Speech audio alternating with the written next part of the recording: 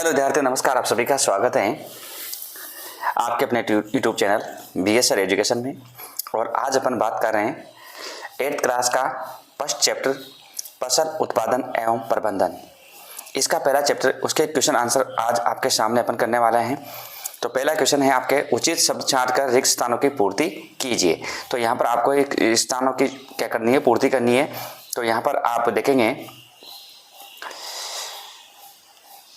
पहला, एक स्थान पर एक ही प्रकार के बड़ी मात्रा में उगाए गए पौधों को कहते हैं। तो क्या कहते हैं उसको? फसल कहते हैं। क्या कहते हैं? फसल कहते हैं। तो यहाँ जाएगा आपका फसल कहते हैं। ठीक है, इसमें नीचे आंसर भी दे रखे हैं। हालांकि फसल उगने के प्रथम चरण मिट्टी की होती है। जो प्रथम चरण होता है तो मिट्टी की क्या की जाती है? तो उसकी मिट्टी की क्या की जाती है? तैयारी की जाती है। क्या होती है? तैयारी। क्षतिग्रस्त बीज जल की सतह पर तैरने लगेंगे। क्या करेंगे? तैरने लगेंगे। फसल उगने के लिए पर्याप्त सूर्य का प्रकाश एवं मिट्टी से जल तथा पोषक आवश्यक है। ठीक है, तो ये आंसर भी आपके सामने दे रखे। उसके बाद कॉलम वाले हैं, कॉलम फर्स्ट और कॉलम सेकंड को मिलान करना है, कॉलम ए और कॉलम बी। तो यहाँ पर है खरीफ की फसल, रबी की फसल, रासायनिक उर्वरक और कार्बनिक खाद। तो यहाँ पर इनके कॉलम को मिलान करना है। तो यहाँ पर कॉलम आपको मिलाया हुआ मिलेगा।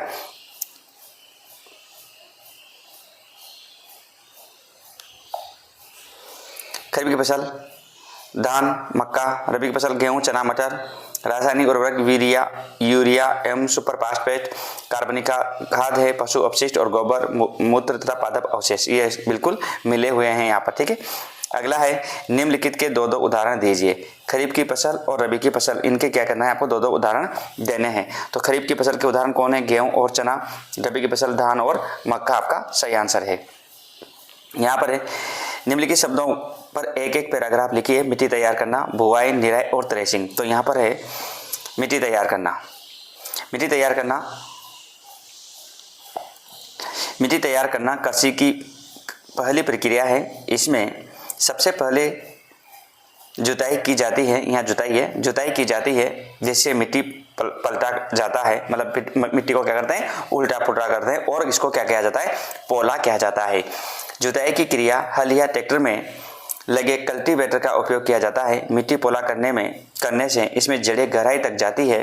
पोली मिट्टी में रहने वाले सूक्ष्म जीवों को वृद्धि करने में सहायता मिलती है। पोली मिट्टी में जल धारण करने की क्षमता अधिक होती है। देखो, जुताई करते हैं। तो जुताई तैयार करने से क्या होता है कि मिट्टी को क्या होता है? पलटा जाता है और मिट्टी को क्या किया जाता है? पोला किया जाता है। ये जुताई क्रिया से क्या जाती है? हल या ट्रैक्टर के द्वारा की जाती है।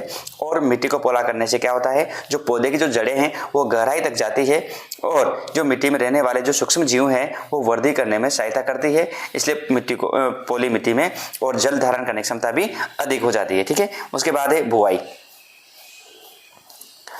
बुआई का मतलब अपन फसल बोते हैं। बुआई कृषि की दूसरी महत्वपूर्ण प्रक्रिया है, जिसमें बीजों को मिट्टी के अंदर डाला जाता है। बोने से पहले उत्तम किस्म के बीजों का चयन किया जाता है, जो अधिक उपज देती हो और स्वस्थ हो। अगला है निराई। खरपतवार को फसल से हटाने की प्रक्रिया को निराई कहते हैं। इसमें खुरपी जैसे कृषि औजारों का उपयोग किया जाता है।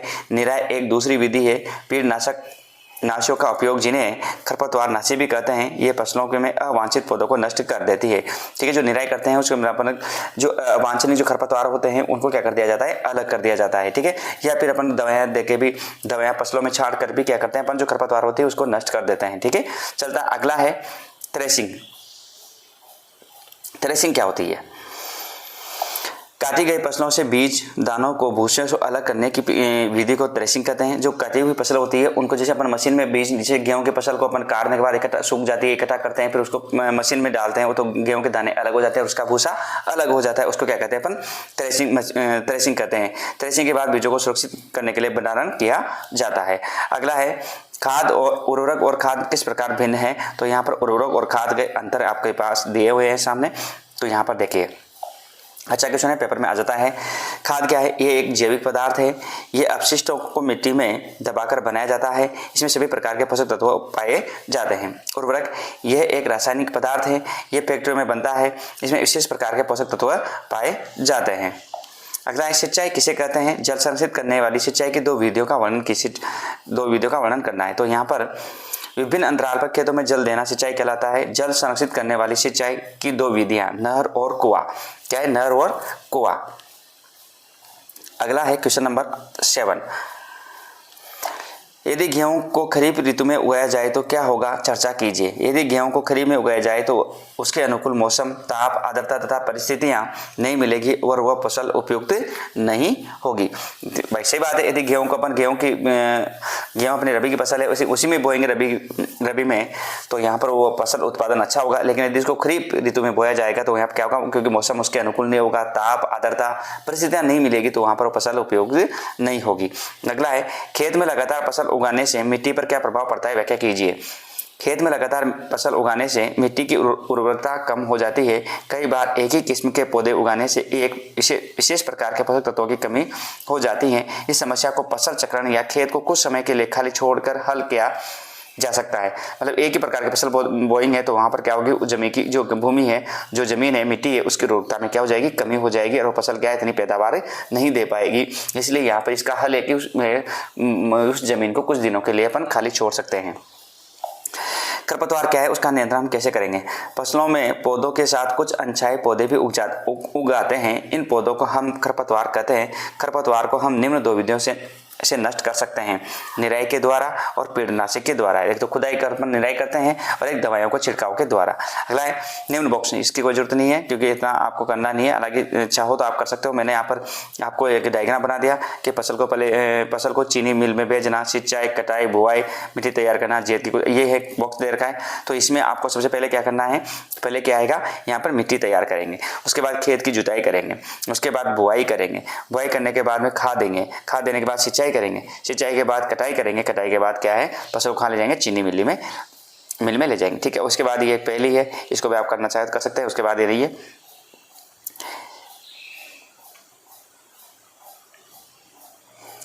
तो ये थे अपने आज क्वेश्चन, और इन क्वेश्चनों को आप अच्छी तरह से कर लीजिए, याद भी, और क्वेश्चन भी इंपॉर्टेंट होते हैं। ठीक है। और यदि आपको इसके नोट्स भी चाहिए तो आप इस नोट्स भी ले सकते हैं। नोट्स भी आपके पास पूरे कंप्लीट हैं। तो नोट्स भी आप किसी प्रकार से आप नोट्स को आप चाहे तो आप यदि पढ़ना चाहें तो मैं आपको एक एक चैप्टर यहाँ पर इसी PDF के माध्यम से पढ़ा सकता हूँ। यदि आप चाहते हैं तो ऐसी कोई समस्या नहीं है। आप यदि आपकी इच्छा है तो हम आपको पढ़ा सकते हैं। और यदि क्वेश्चन आंसर ही आपको करने हैं पीछे, तो क्वेश्चन आंसर आपको हम एक एक चैप्टर के मैं आपको यहाँ पर कराता रहूँगा। जुलाई अगस्त तक आपका साइंस का इसका कोर्स पूरा हो जाएगा। हालांकि चाहे तो आप इसमें पूरी चीज़ मैंने आपको डिटेल से पढ़ा रखी है। ठीक है। तो फिर मिलते हैं अपन नेक्स्ट वीडियो के साथ में। आज के लिए आप सभी को नमस्कार, धन्यवाद।